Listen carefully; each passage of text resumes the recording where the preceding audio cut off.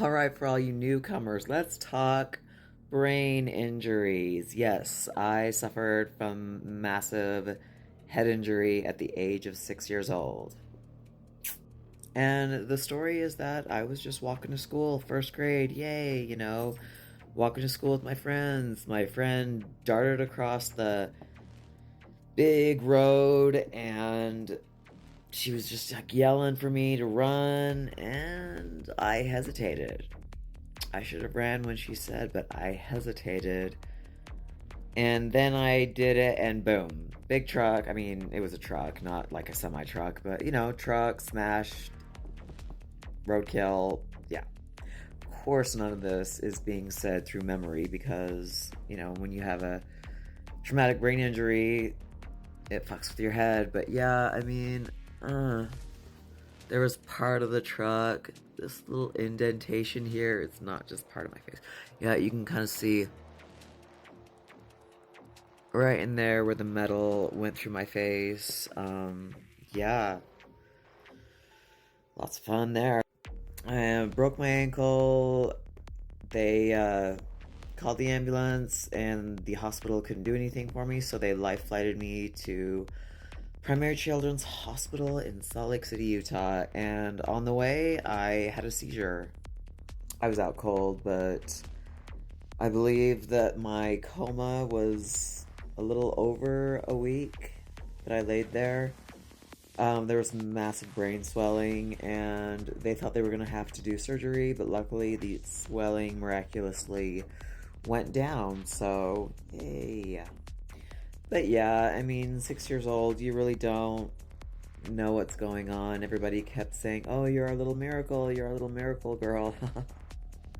I didn't understand that. I was like, why? You're supposed to die, little girl. I was just like, not today. No, I didn't say that, but that would have been funny. But since then, I mean, after I got home, I guess I started having more seizures. I would walk into rooms and say random shit. Sounds like kind of a possession. Possession? Yeah. Being possessed. My poor parents. Yeah, poor family. I mean, ruined my sister's life because all the attention was on me, and but that's not why we're here. A couple weeks later, so go back to school, and here's the shit part. First grade. They were worried about the brain, and I had to take like naps in school, but everyone was just like, okay, she can't do this. She has to wear a helmet, like I said in the other video. But then shit got worse, But was it me? Was it the brain injury? Or were they just trying to put me on all sorts of medication? But anyways, yeah, the epilepsy lasted till I was probably about 18. That's when I finally was able to start driving. Got a late start in life, which has been basically the story of my life. I mean, you get older, you go through puberty. Who wouldn't be depressed? But everything was just like, oh, this is because of this. Did they really know? I don't know. And that's the thing. It was the 80s and the 90s. What happened in the 90s? Oh, we were big on prescribing, medications to everyone. And at one point I was probably on like 6 or 7, maybe 8 medications to manage but was it really necessary? Come on, mom and dad. There was no internet yet, so we couldn't really research it, but that's a lot of shit to put a kid on. And yeah, I was not the smartest. I had to go to summer school. It sucked. Everything sucked. But all in all, like, everywhere there was someone who has a worse story. So no pity here. People are always looking to be a victim of something, or, use their disability as a crutch for how they are or what they're going through.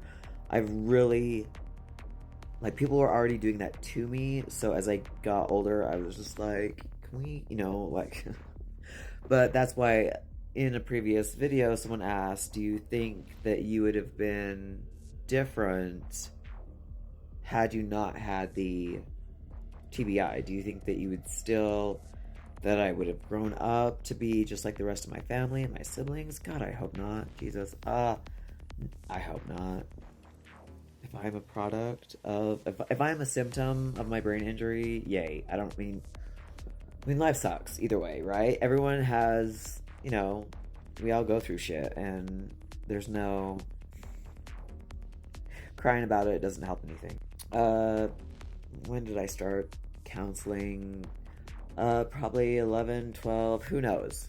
But yeah, seeing therapists because I hated life, but who didn't, So let's put her in therapy so she doesn't hurt herself, kind of crap. It lasted for a long time. I was in therapy for so long until I was in my 20s, and I was like, you know what, I'm done with this shit. Like, I'm sick and tired of talking about myself to someone who is prescribed, again, with the medication. Thank God for the hyperbaric chamber and oxygen therapy. Because it was time to get off of it. So if you have PTSD, look into oxygen therapy, hyperbaric chamber. That is a wonder. It's not a drug. It's a wonder miracle of technology. But yeah, shit happens. What do you do? Others have been through worse. So, no sense in saying, woe is me, kind of bullshit. We don't do that. We don't do that. Thanks for coming.